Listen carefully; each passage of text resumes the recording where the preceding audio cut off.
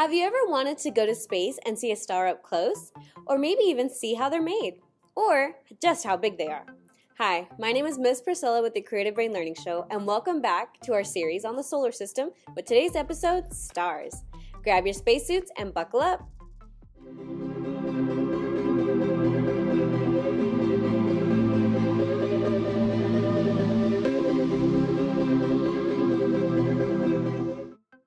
So, what is a star? Well, a star is a glowing ball of gas, mostly made up of hydrogen and helium, and is held together by its own gravity.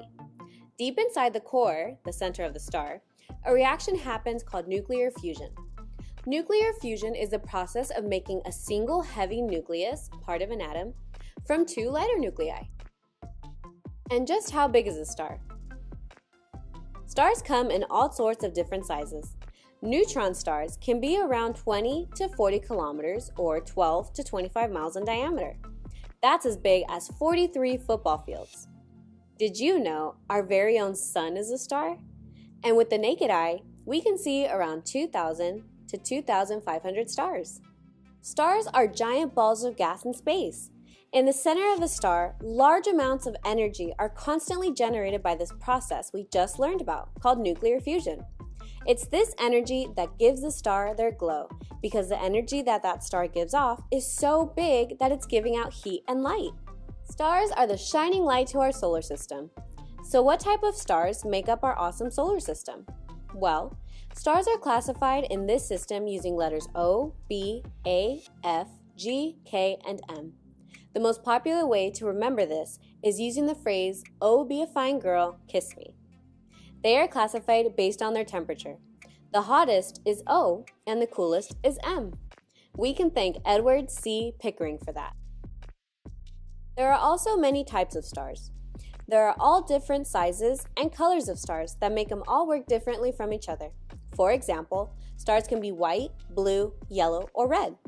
Blue being the hottest type of star and red being the coolest type of star. Our star is a yellow star, which compared to other stars, which are blue or white, the sun really isn't that hot. But you should still put your sunscreen on.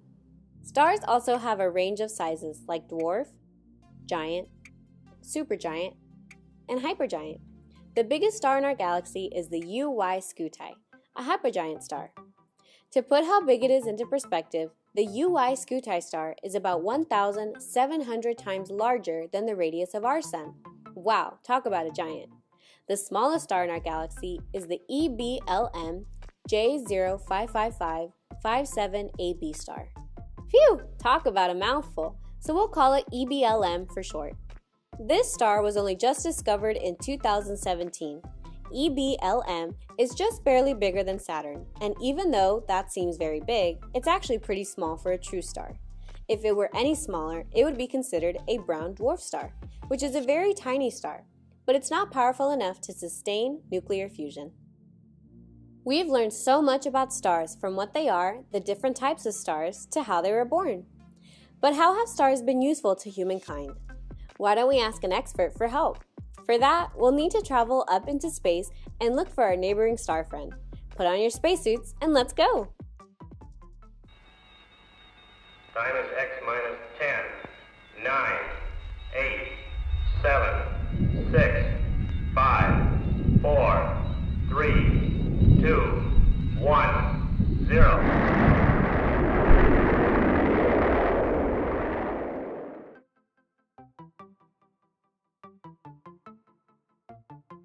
Phew! That was a very tiring journey, but fear not. We are finally here, Space Explorers. Let's meet our friend, Sandy the Star. Welcome to the show, Sandy. Hi, Miss Priscilla and Space Explorers. So nice to meet you all.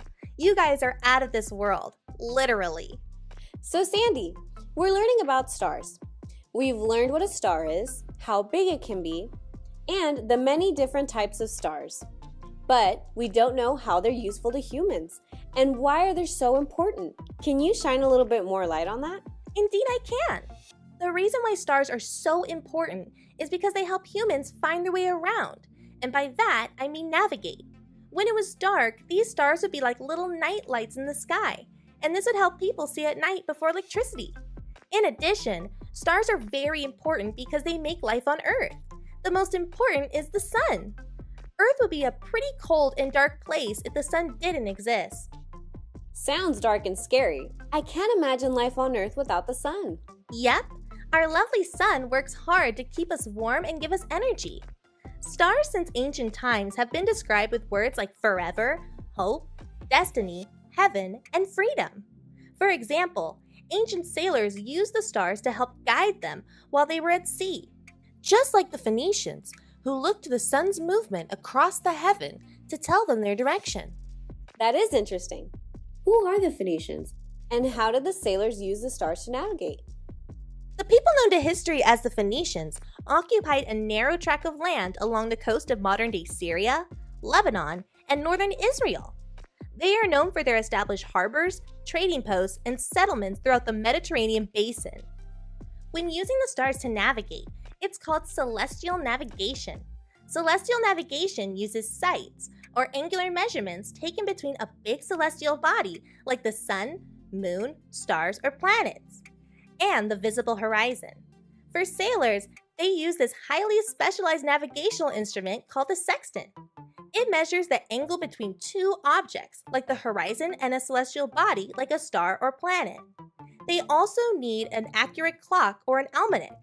That's a book that is published annually or every year, with a calendar and information about when the sun will set and rise, moon phases, ocean tides, and weather forecasts, giving the positions of celestial bodies.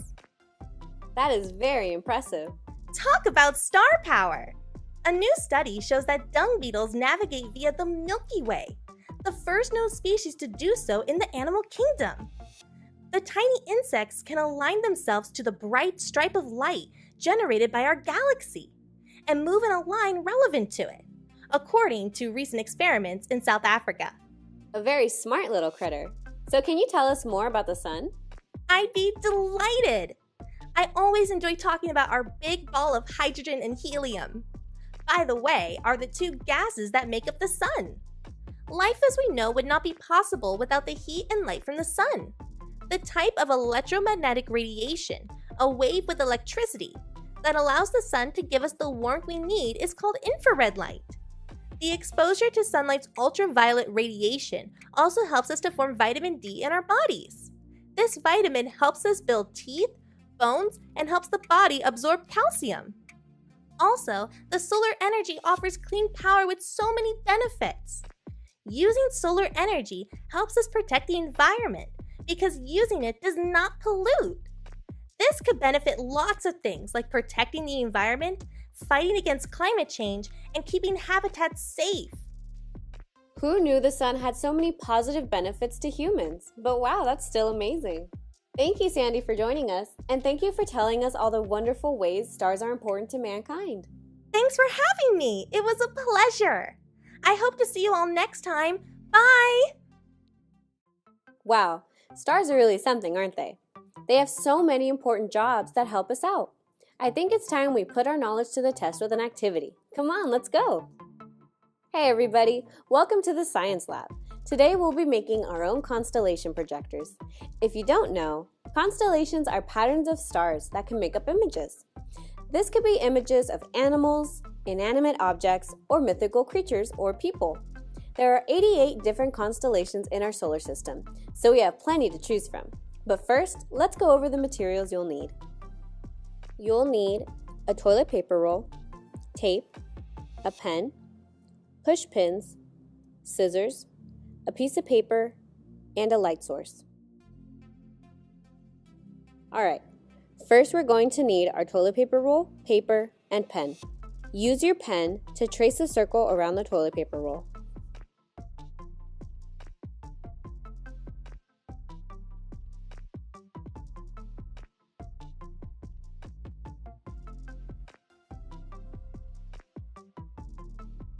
Next, take your pen and draw your favorite constellation in the trace circle. If you don't have one, don't worry, any of these will work.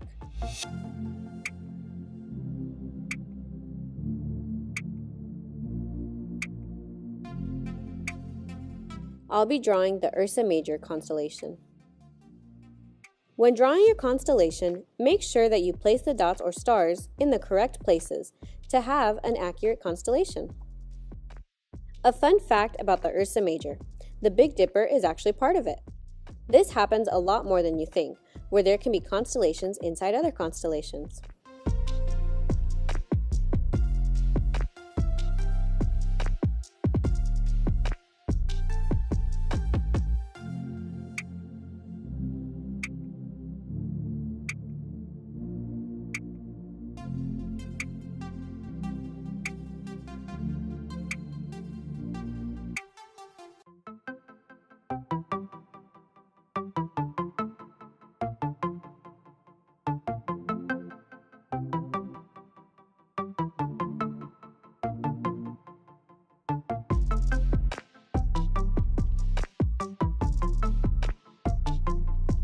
Now with your pen, draw an outer border circle around your original circle.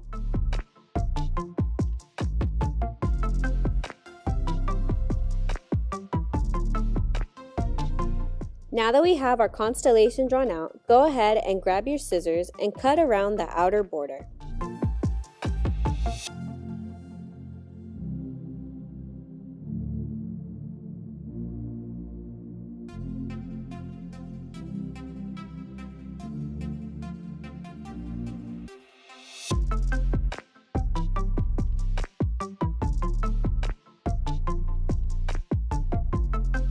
Make sure to cut slits between your outer border and your inner border.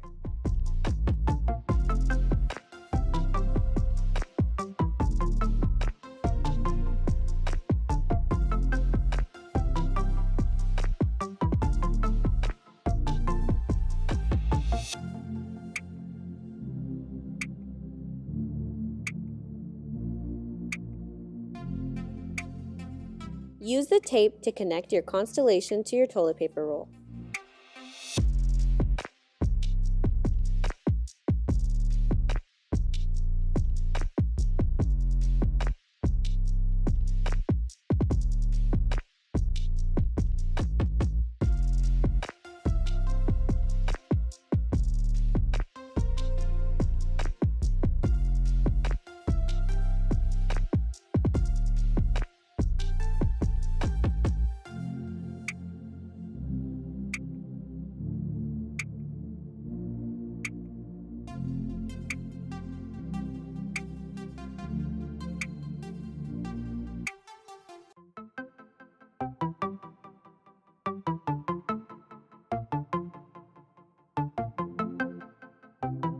Lastly, we are going to use our push pins, so make sure you ask an adult for help.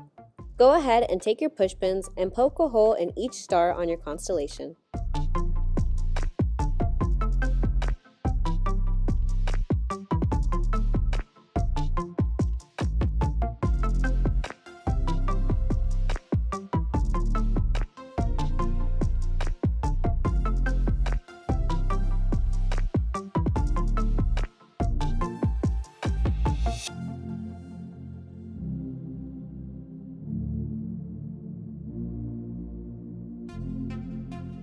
Alright, now that we've finished our constellation, let's go test it out.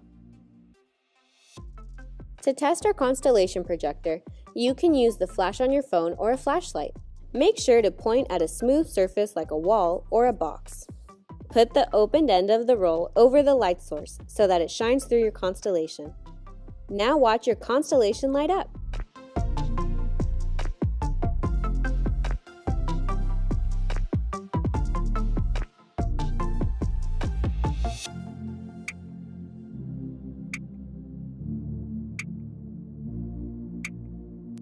We have learned a lot about stars today, and I don't know about you, but I feel so much brighter.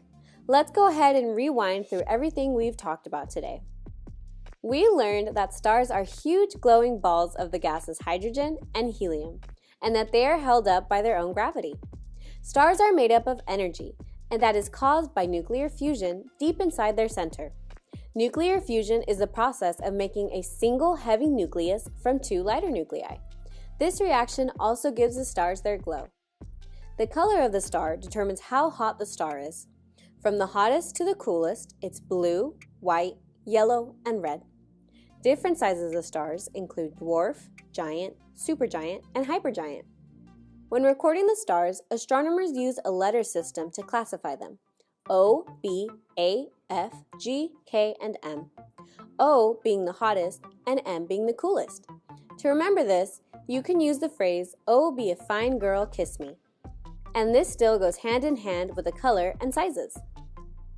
We also talked about how our own sun is a star, a yellow star in fact, but it's not the biggest star out there. The biggest star recorded in our galaxy is the UY Scuti star, and the smallest star is the EBLM star. We also learned how humans have been using stars for navigation for thousands of years by using celestial navigation. In ancient times, stars represented freedom, heaven, destiny, hope, and forever. Constellations were used as navigation tool, but also to represent their religious beliefs. Oh, you know what that sound means. It's question time. I'll be asking you guys questions and facts from today's episode. Are you ready? Okay, let's get started. What is a star?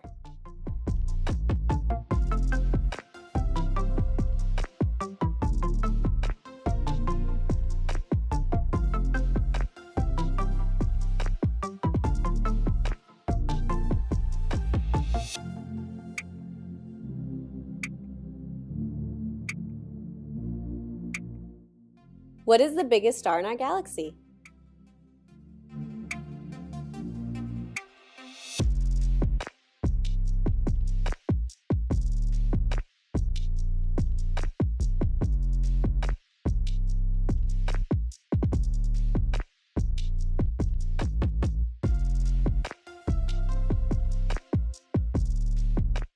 What is it called to use the stars to navigate?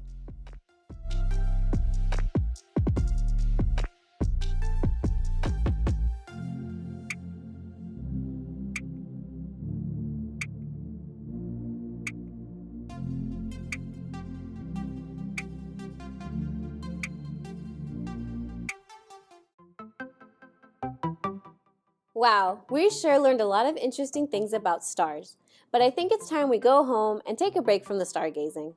Again, I'm your host, Miss Priscilla, with the Creative Brain Learning Show, and thank you for joining me in today's episode on the stars in our series, The Solar System. Join me next time where we will learn about our marvelous moon. Bye!